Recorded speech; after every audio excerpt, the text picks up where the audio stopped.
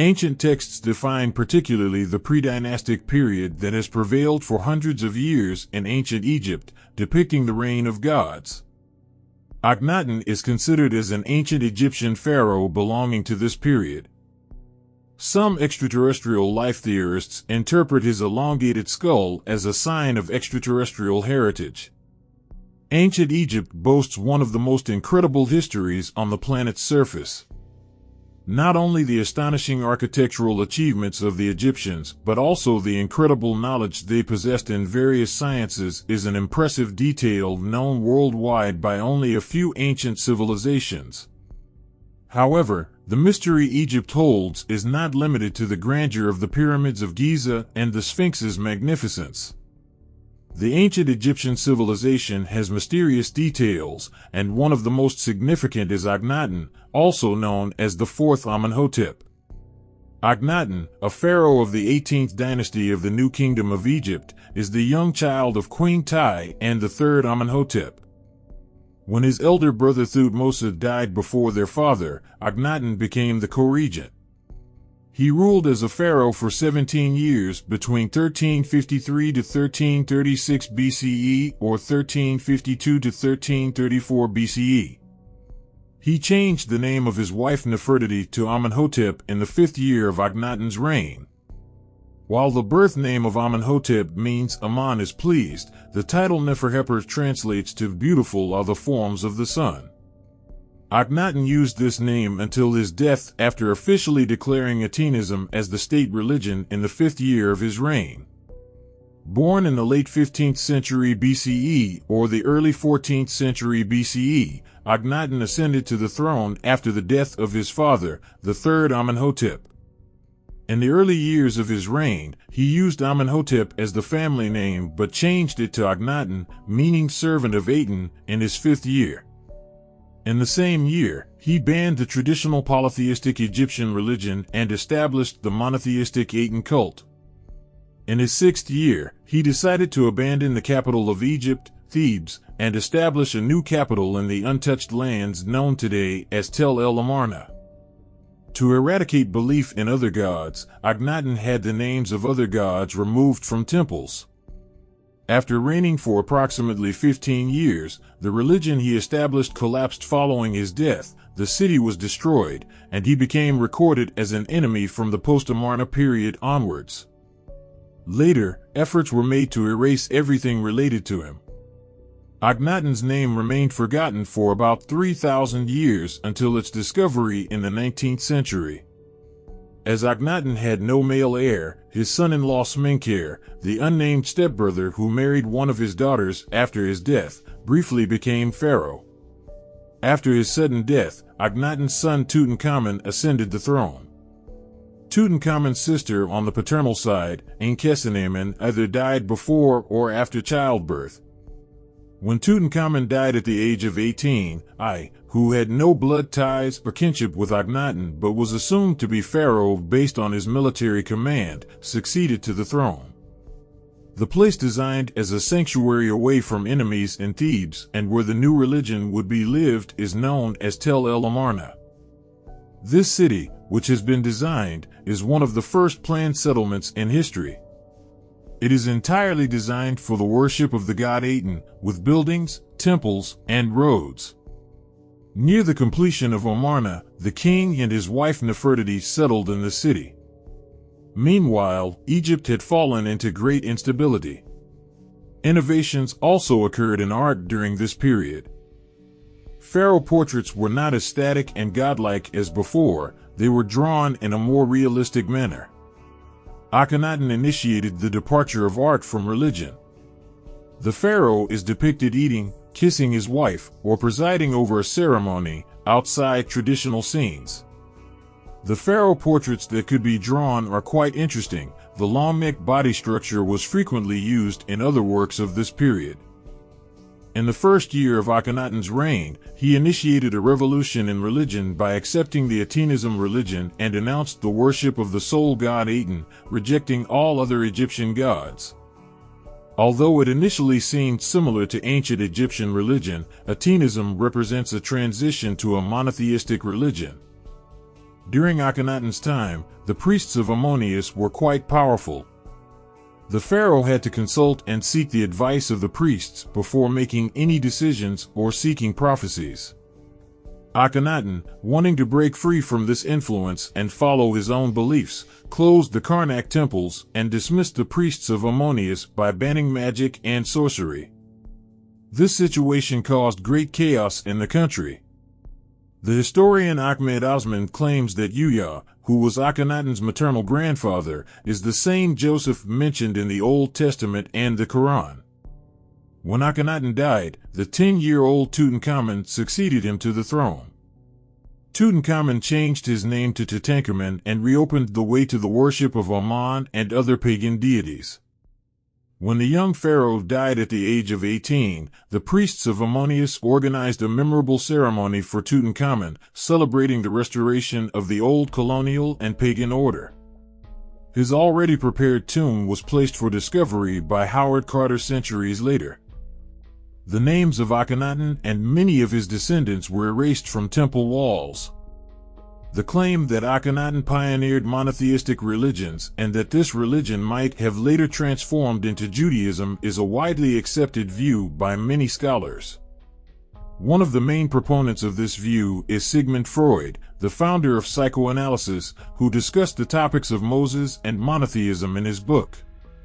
Freud claimed that Aten, who had to leave Egypt after Akhenaton's death, was a religious figure.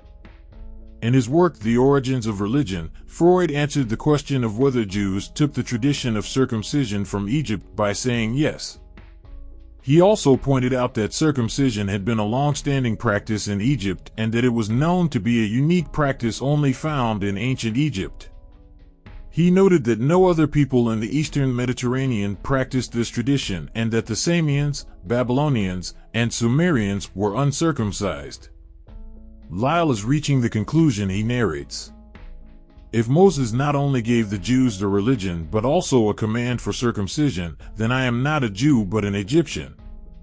When considering the contradiction with religion, the later Jewish religion aligns in some significant aspects with the Aten religion initiated by Akhenaton. Other Egyptologists draw attention to the direct and close connections between Judaism and other religious customs. Moses is not a name. Moses or Moses means son.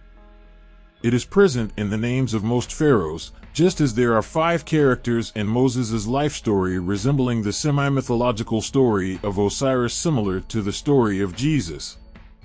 We know a lot about the glorious history of the Egyptians, but Moses' story has been a subject of debate until today.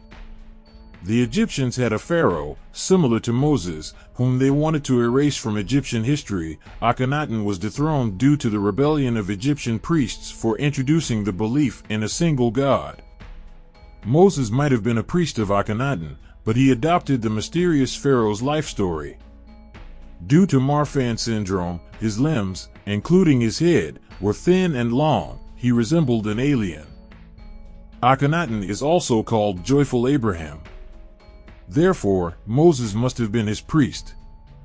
When Queen Tai, the wife of Pharaoh Amenhotep III, became pregnant, it was decided that the child would be killed if it were a boy to prevent any claim to the throne. Other consorts advised Tai, if the child is a boy, he would be placed in a basket and left in the river. Thus, a male child named Akhenaton was placed in the river and found by the Levi family, who raised him as part of a Hebrew family. At some point, he must have been recognized as the son of the pharaoh again, as he received religious education in Heliopolis and married his stepsister Nefertiti. After his father's death, he assumed the name Fourth Amenhotep and shortly afterward changed his name from Amenemnen to Akhenaton, meaning the glorious spirit of Aten. According to the limited remaining Egyptian records, the former pharaoh Akhenaton fled with his followers, taking the route to the marshy area in southern Sinai. This area could be crossed on foot, but horses and chariots would get stuck in the mud as they were heavy. This is crucial because, in the Torah, it is mentioned that Moses and his followers did not cross the Red Sea. The term used is Yam Suf. In Hebrew, it is called the Sea of Reeds or Yam Suf, which over time turned into the Sea of Red. Moses, or Akhenaton, presumed to be the same person, and his followers passed through the reeds, and the heavy chariots following them got stuck in the mud. However, with the transformation of the word reed, meaning reeds, to red, Moses, with his staff, split the Red Sea. As you can see, the dropping of the letters B and E changes the meaning of the sentence entirely. Like the merging of Jesus' story with the story of Osiris, Moses' story also had similarities with the tales of Thoth and Hermes. When Akhenaton and his followers went to the land of Canaan, they were accompanied by a woman named Maria or Miriam from the Egyptian royal lineage. The Israelites knew her as Miriam. Moses, or Akhenaton, presumed to be the same person, initiated the Jewish royal lineage. It should be noted that the famous 10 Commandments are also found in the much older Egyptian Book of the Dead. Akhenaton is known as the first reformer of monotheistic religions in history and is important in this regard. The poem he wrote for the Aten god is as follows: God is great, one and only. There is nothing else but him, the one. He is the creator of all, a spirit. God, an invisible spirit, existed from the beginning. God was the only being. He existed when there was nothing else. He created everything. His eternal existence remains hidden. God, whom no one has seen, remains a secret to humans and his creations at all times. Many consider Akhenaton one of the greatest and most influential religious innovators in the world. Some associate him with prophets such as Abraham, Isaac, Jacob, and Muhammad, who worshipped a single God in the entire history. However, there were many strange pharaohs who ruled ancient Egypt before him. One of the most important ancient texts that can tell more about this is the Turin Papyrus, listing all the pharaohs who ruled ancient Egypt. This list not only covers the official history of ancient Egypt, but also includes the gods or deities that ruled and dominated the lands before the first mortal pharaoh in Egypt. It contains information about more than 13,000 years. It is a great mystery to see how mainstream scholars evaluate this ancient text as pure mythology and why most of the details of ancient texts have been overlooked. Toby Wilkinson, a British Egyptologist, has a beautiful quote about ancient Egypt: as if they have no ancestors or developmental periods, they seem to have emerged overnight. Another ancient text that mentions the mysterious rulers of pre-dynastic Egypt is the Palermo stone. This ancient stele refers to the Egyptian god Horus, claiming that there was a physical ruler of ancient Egypt thousands of years ago. Another Egyptian god, Thoth, is said to have ruled over the ancient Egyptian lands from 8670 BC to 7100 BC. Interestingly, Manetho, the high priest of Egypt who accessed unlimited ancient texts from the Library of Alexandria and wrote a 30-volume history of ancient Egypt, referring to divine beings ruled in pre-pharaonic Egypt. According to Egyptian mythology, Akhenaton came with the gods born during the Zep Tepi period, and even today, people believe that this pharaoh came from the stars. According to pyramid texts, there was a period that emerged from primitive chaos and the way gods ruled the world, known as Zep Tepi. Some researchers believe that ancient Egyptian civilization emerged around 36,900 BC, and gods coming from the sky ruled in the territories of the pharaohs. Akhenaton was believed to be one of these gods. When Akhenaton became pharaoh, he ordered the removal of all iconography of the previous gods and allowed only an emblem representing the sun, a curious disk with rays or beams downward. Aten, commonly associated with the sun disk in ancient texts and the story of Sinai from the 12th dynasty, is a deity linked to the sun disk. It is written that a king becomes a god by rising to the heavens and uniting with the sun disk, merging his divine body with its creator. Therefore, the term Silver Aten has sometimes been used for the expression of the moon. During the reign of Amenhotep III, the sun disk, depicted as a falcon head, was widely worshipped as a god. However, Akhenaton was much more mysterious and not an ordinary pharaoh. He fueled theories suggesting that he could be a mysterious leader from heaven. In addition to his mysterious form, his other features were a long skull, long neck, sunken eyes, thick thighs, long fingers, backward bent knee joints, a protruding belly emphasizing pregnancy, and female breasts. The most surprising feature is the elongated skull. This elongated skull is visible in all his sculptures and depictions. Overall, his body appeared to be a mixture of female and male.